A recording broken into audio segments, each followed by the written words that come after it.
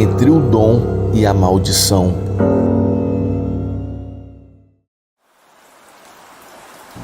Boa noite a todos, o meu nome é Rodrigo e por intermédio da autorização da minha cunhada, resolvi compartilhar alguns relatos que ela vivenciou. Na verdade, ela é uma médium em negação, pois tem muito medo dessas coisas e por isso evita desenvolver esse lado espiritual, pois para ela isso é tanto um dom quanto uma maldição.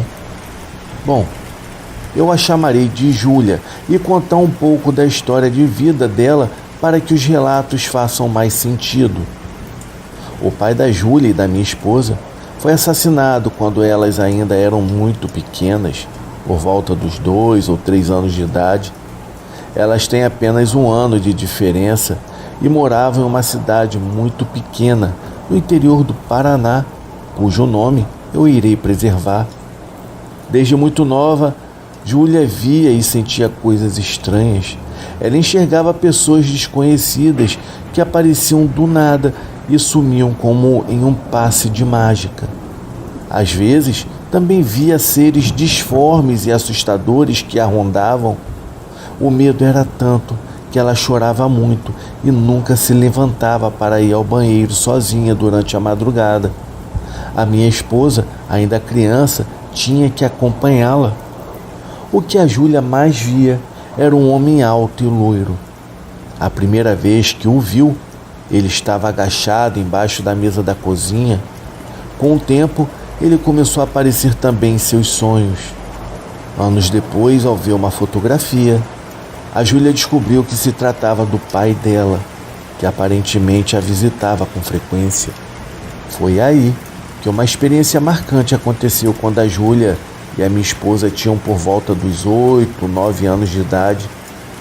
Elas precisaram ir ao banheiro durante a madrugada, que ficava do lado de fora da casa, rente ao muro dos fundos. Era uma noite clara, mas a Júlia estava tão assustada que insistiu para minha esposa acompanhá-la. Na hora da volta para casa, no meio do caminho, a Júlia parou repentinamente e ficou paralisada olhando para o muro. De repente começou a gritar, afirmando ter visto uma sombra negra de olhos vermelhos encarando-as do alto do muro. Foi a primeira vez que a minha esposa sentiu o que a irmã via. Então ambas correram para dentro de casa bem aterrorizadas. Quando a Júlia tinha 10 anos de idade, ela e a minha esposa e alguns primos e amigos brincavam no quintal da casa da avó. Isso eram por volta das 5:30 da tarde, quando foram chamados para tomar banho. Foi quando, de repente, uma mulher de vestido branco surgiu por entre as crianças, caminhando e olhando fixamente para a frente. Após dar cerca de 6 metros, ela simplesmente desapareceu. Todos que estavam ali presenciaram o acontecimento e saíram correndo apavorados. Com o passar dos anos, a Júlia começou a entender que o que ela via eram em sua maioria espíritos, mas também presenciava manifestações mais obscuras. Percebendo que era sensitiva, ela tentou ignorar esses fatos que a assustavam um tanto e, na adolescência, se aproximou da religião católica. Aos 14 anos, a Júlia vivenciou outro grande susto. Voltando do colégio para casa, um motociclista desacelerou e parou ao lado dela. A Júlia achou que fosse o namorado da época e parou para esperá-lo. Mas ao abrir a viseira do capacete, ela percebeu que não era ele. Um homem balbuciava algo incompreensível, tinha olhos fundos e algodões que saía de dentro do nariz e da boca, como em corpos velados. Assustada, ela deu alguns passos para a frente e, ao olhar para trás, ele havia desaparecido. Horas depois, aconteceu um acidente de moto naquele mesmo local, envolvendo então um conhecido dela. Aos 17 anos, enquanto estava na casa do namorado, a Júlia ouviu gritos de um casal discutindo. A briga começou na sala e foi avançando pelo corredor até o quarto onde ela estava. A porta se abriu bruscamente e uma mulher apontou o dedo para Júlia, dizendo ao homem: "Tá vendo? Ela tá aqui. Tá vendo que ela tá nos vendo?" O casal parecia ter cerca de uns 45 anos de idade. Foi quando de repente desapareceram diante dos olhos dela. Ao ver aquilo, a Júlia saiu correndo em pânico. Mesmo com o passar dos anos, esses encontros sobrenaturais nunca cessaram completamente, pois aos 24 anos de idade, já casada e com o primeiro filho ainda bebê, ela levantou durante a madrugada para amamentá-lo. Foi quando sentiu o corpo formigar e a nuca se arrepiar e um calor intenso, como sempre acontecia antes de um evento sobrenatural. Ao olhar para o bebê, viu que os seus olhos estavam completamente negros e sem vida. Desesperada, afastou o filho de si, mas ao rezar com fé, tudo voltou ao normal. Mas recentemente, alguns meses, a Júlia acordou por volta das 3 horas da manhã e viu 4 figuras no quarto. Um homem negro sentado com as pernas cruzadas e 3 mulheres de vestidos longos em pé. O homem parecia um preto velho, olhava fixamente para ela, enquanto uma das mulheres, em tom de deboche, disse: "Você sabe quem eu sou, não é? Você pertence a nós." A Júlia tomou coragem e respondeu: "Eu sei bem quem são vocês e os respeito, mas o meu Deus é bem maior." A entidade retrucou dizendo que a casa dela estava cheia de espíritos e perguntou se ela queria que eles se mostrassem. Nesse momento, a Júlia mostrou várias silhuetas pelo quarto. Assustada, começou a rezar em voz alta e, ao abrir os olhos, ela estava sozinha. Apesar de muitos considerarem isso um dom, a Júlia ainda tem muito medo dessas manifestações. Ela até tenta se afastar de tudo que possa atrair mais dessas experiências. Sem dúvidas, viver com encontros tão intensos e inesperados não deve ser nada fácil. Essa é a história dela, a vida da minha cunhada, que sem dúvidas é completamente sinistra.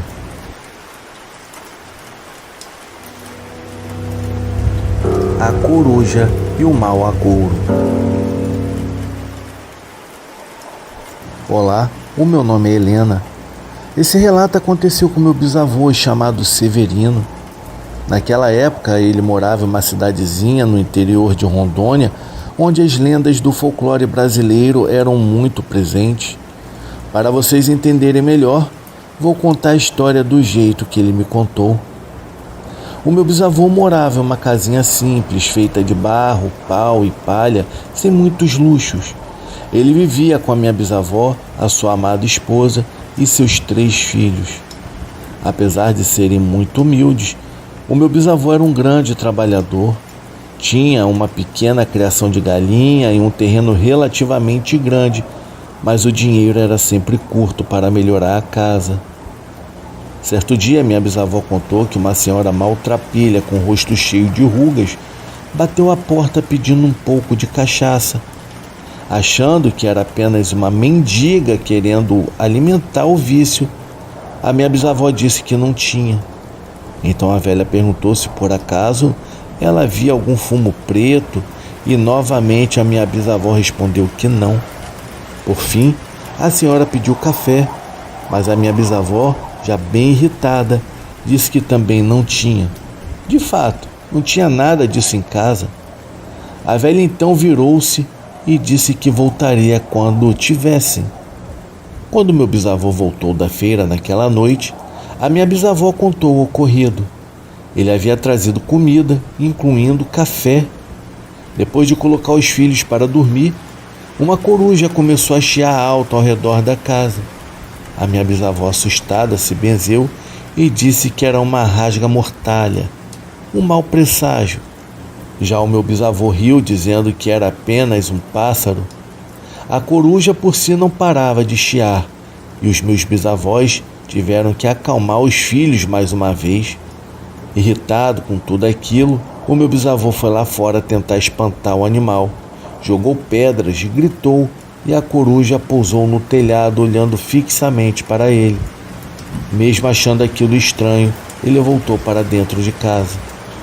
Na manhã seguinte, bem cedo, a mesma senhora maltrapilha voltou batendo à porta e perguntando onde estavam as coisas que ela havia pedido. O meu bisavô ficou confuso, mas minha avó, já estressada por ter sido acordada, expulsou a velha e disse que nunca mais voltasse. A senhora, com um olhar de ódio, pediu apenas um gole de café, mas a minha bisavó não permitiu, dizendo que ela fosse procurar em outra casa. Antes de ir embora, a mulher murmurou: "Não se nega nada a ninguém." No trabalho, naquele mesmo dia, o meu bisavô ouviu os colegas falando sobre uma tal lenda. Eles contavam que existia uma bruxa velha que se transformava em um pássaro agourento. Ele ficava chiando sobre as casas durante a noite. Ela só parava quando o morador, irritado, prometia algo para que ela fosse embora. No dia seguinte, a bruxa voltava para cobrar o prometido. Geralmente era cachaça, fumo preto ou café. Ligando os pontos, o meu bisavô percebeu que os acontecimentos com a família poderiam estar relacionados àquela lenda. Ainda assim, decidiu ignorar. Naquela noite, ao voltar para casa de moto, ele viu a mesma senhora no quintal. Ela estava agachada, com velas acesas e um cachimbo na boca. Parecia que ela estava fazendo um ritual. Ele se aproximou, pedindo para que ela saísse da sua propriedade, mas ao virar para ele, os olhos da velha estavam de um verde vivo e assustador. Ela começou a se afastar, parecia estar mancando, mas do nada começou a correr. Foi aí que ela foi se transformando. Penas começaram a surgir em todo o seu corpo, e em pouco tempo ela desapareceu no céu como uma coruja chiando muito alto. Atordoado com aquela visão aterradora, o meu bisavô apagou as velas com pressa e jogou tudo no mato. Quando entrou em casa, percebeu que a família já estava dormindo. Então tomou um banho, jantou e se deitou. Graças a Deus, nenhuma coruja ficou chiando. No dia seguinte, quando ele acordou, ele percebeu que a mulher estava com febre alta. Ele aproveitou para olhar os filhos. Foi quando eles também constataram que estavam mal. Ele não perdeu tempo. Foi atrás de um transporte e conseguiu uma carroça. Ele levou os três para o hospital. Como eles não tinham dinheiro para comprar remédio, a médica passou alguns chás. Ele os levou de volta para casa e foi até a feira de moto tentar achar aquelas ervas. Ele parou em uma vendinha no meio da estrada e comprou várias ervas que precisava. O vendedor, ao ver aquilo, lhe perguntou por que ele estava levando tantas ervas e se por acaso alguém estava doente. Ele disse que sim, a família inteira. Disse também que já os tinha levado ao hospital, mas nada se resolveu. O vendedor, então, vendo aquela situação, lhe disse para seguir reto, que ele encontraria um curador chamado Joaquim. Ele era o melhor da região e poderia resolver o problema. Logo, meu bisavô encontrou a casa do seu Joaquim. Ele foi convidado a entrar. A casa do Joaquim era simples, feita de pau a pique, mas muito confortável. Ele explicou o que estava acontecendo e Joaquim se ofereceu para ir até a sua casa. O meu bisavô o levou na moto e quando chegaram, o Joaquim pegou algumas folhas de peão roxo e começou a tratar um por um. As folhas do peão murcharam e o Joaquim disse que haviam muitas coisas ruins ali. Ele ficou em silêncio por alguns minutos e de repente disse: "Vocês negaram algo a uma senhora, não foi? Ela quer o que vocês prometeram. Você pediu para ela parar, então agora tem que cumprir." Quando Joaquim disse aquilo, o meu bisavô ficou todo arrepiado, pois não havia como ele saber o que havia acontecido. Ninguém o contou, pelo menos ninguém vivo, né? O Joaquim ainda lhe disse que ele precisava fazer uma oferenda grande, com frutas, fumo, café, cachaça, vinho e também peixe. O meu bisavô levou o curandeiro para casa e em seguida foi para a feira que ainda estava aberta. Comprou tudo o que precisava e no mesmo dia fez a tal oferenda. Ele foi até a árvore que o Joaquim indicou. Era uma árvore bem antiga, colocou tudo lá e começou a falar com o nada, pedindo desculpas por ter negado. Depois bateu 3 palmas, como Joaquim lhe disse, saiu sem olhar para trás e voltou para casa. Quando chegou, já estava escuro. Ele percebeu que todos estavam piores, pois além da febre, estavam vomitando e com muita diarreia. A sua esposa estava tão fraca que nem conseguia cuidar das crianças. Ao ver aquilo, ele ficou desesperado. Foi então que ouviu um grito da coruja e percebeu que era Matinta Pereira. Mas ele havia feito o que ela pediu, deixou uma oferenda enorme lá, como ela havia pedido. Porém, nada se resolveu. O meu avô estava cuidando de tudo sozinho, da esposa e dos filhos. Eles ficavam cada vez piores. Como já estava tarde, a única coisa que ele podia fazer era rezar. No dia seguinte, ele iria de novo na casa do seu Joaquim para contar que nada havia se resolvido. A coruja passou a noite toda perturbando, parecia que estava rindo de todos. Assim que amanheceu, sua vizinha veio ficar com a família e ele foi até o Joaquim. Por coincidência ou não, o Joaquim disse que já estava esperando por ele. Ele lhe contou que aquilo realmente era a Matinta e que ela não havia ficado satisfeita com a oferenda, pois se sentiu muito humilhada.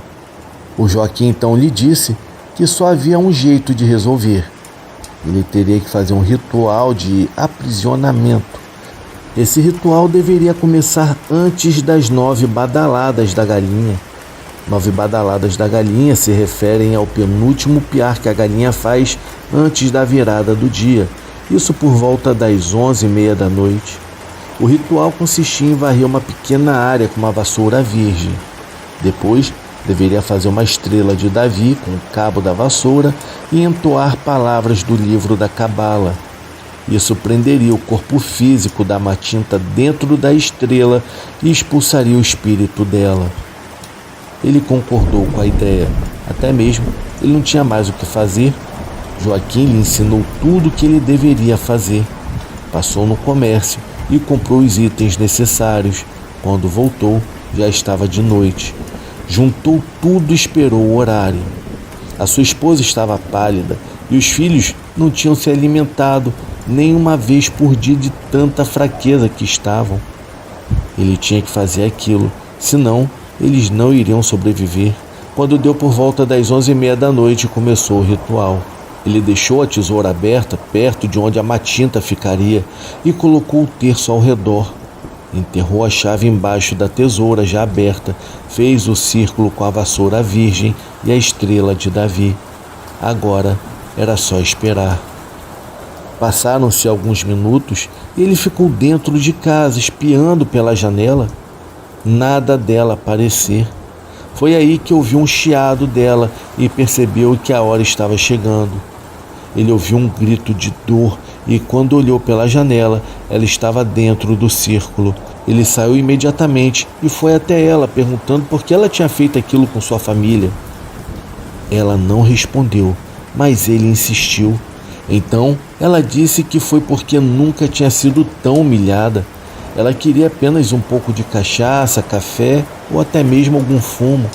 Ele disse a ela que a sua esposa não tinha feito por mal e pediu para que ela desse um jeito. E vendo que não tinha escapatória, decidiu fazer um acordo.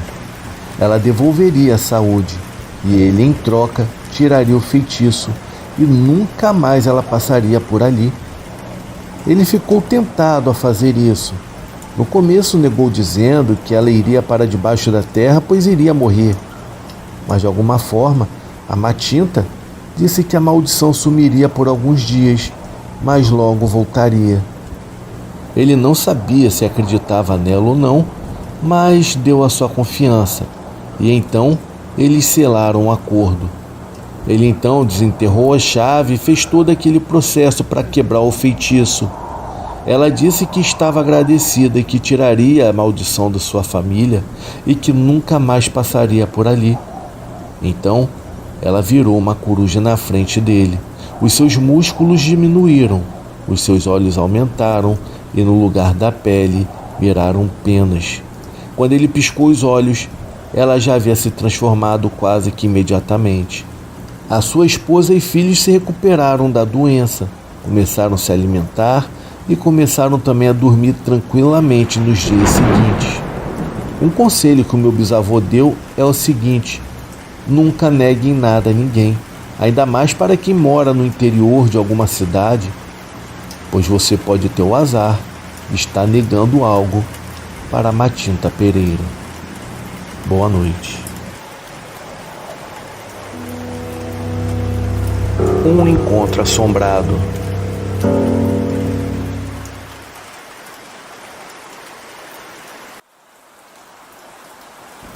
Boa noite a todos do canal Terror e Chuva. O meu nome é Adeilton. Eu sou de São Paulo, capital. Primeiramente, eu gostaria de enfatizar que eu sou muito fã do canal e assisto todos os dias. O relato que irei compartilhar com vocês aconteceu comigo e foi no ano de 2018. Era de tarde, lá por volta das 15 horas, eu estava limpando a casa e, ao terminar, resolvi tirar um rápido cochilo. Quando eu estava quase dormindo, de repente me senti estático na cama. Eu não sentia as minhas pernas, os meus braços, na verdade eu não sentia nada. O meu corpo estava como se estivesse dormente. Eu entrei em estado de catalepsia. Eu não conseguia me mexer e nem falar. Eu tentava dizer algo, mas nenhum som saía da minha boca. Eu tentava me mover, mas era impossível. Foi então que senti como se estivesse saindo do meu próprio corpo. Ao sair, vi o meu corpo deitado na cama, envolvido por uma luz amarela. Depois disso, perdi o controle sobre mim mesmo e nem sabia para onde eu estava indo. Logo percebi que eu me aproximava de uma casa muito pequena, quase um cubículo. Lembro-me que as paredes eram bege, o chão era vermelho e havia uma névoa no ambiente. Foi então que eu vi algo que me deixou completamente sem palavras. Eu posso afirmar que era algo horrível. No meio da névoa, eu vi uma criatura aterrorizante. Aquela coisa estava sentada em um pequeno trono. A sua aparência era de um demônio. Tinha uma cabeça de bode com chifres, um par de seios e pernas de bode. Aquela coisa segurava um cetro na mão esquerda e junto dela haviam 2 homens. À sua direita estava um homem moreno, careca, com um semblante muito triste. Já à sua esquerda havia um homem negro, de expressão bem ameaçadora, com um olhar cheio de ódio. Esse último, ao perceber a minha presença, falou de forma bem ameaçadora: "Não olhe para mim, não fique me olhando." Logo em seguida, a entidade com a cabeça de bode se virou para mim e disse: "Aproxime-se." Naquele momento, eu não pensei em nada. A minha única reação foi virar de costas e sair correndo daquele lugar macabro. Quando enfim eu consegui voltar para o meu corpo, eu acordei muito impressionado com tudo aquilo. Pela forma como eu vivenciei naquela viagem astral, eu tenho certeza de que a criatura que estava naquele lugar era de fato o Bafomé. Nunca saberei o que realmente essa entidade queria comigo e honestamente é melhor assim. Eu confesso que jamais imaginei que um dia eu fosse me encontrar com uma criatura como aquela. A sua imagem era muito real. Eu nunca esquecerei suas feições. Uma coisa é certa: o que eu presenciei fora do meu corpo foi algo verdadeiramente assombroso. Boa noite a todos.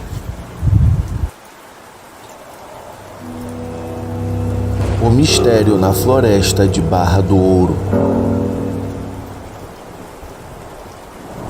Boa noite, o meu nome é Gilmar Alves Santana. O que eu irei compartilhar com vocês aconteceu comigo e foi no ano de 2014. Naquela época, a minha namorada chamada Runize me convidou para conhecer Barra do Ouro, um local próximo a Maquiné. Seria a segunda vez que ela visitaria esse lugar e me chamou para irmos juntos acampar. Um amigo dela, no caso o João, que é fotógrafo, também iria fazer fotografias da fauna e flora locais. Ele até nos convidou para irmos com uma amiga da Runise chamada Joyce. A viagem foi super agradável. Sempre achei muito bom pegar a estrada e observar os cantos e fazendas ao longo do caminho. Para mim, isso não tem preço. A princípio, eu fiquei receoso de ir, pois alguns dias antes, um grupo de rapel que fazia atividades na região montanhosa havia sido atacado por um enxame de abelhas.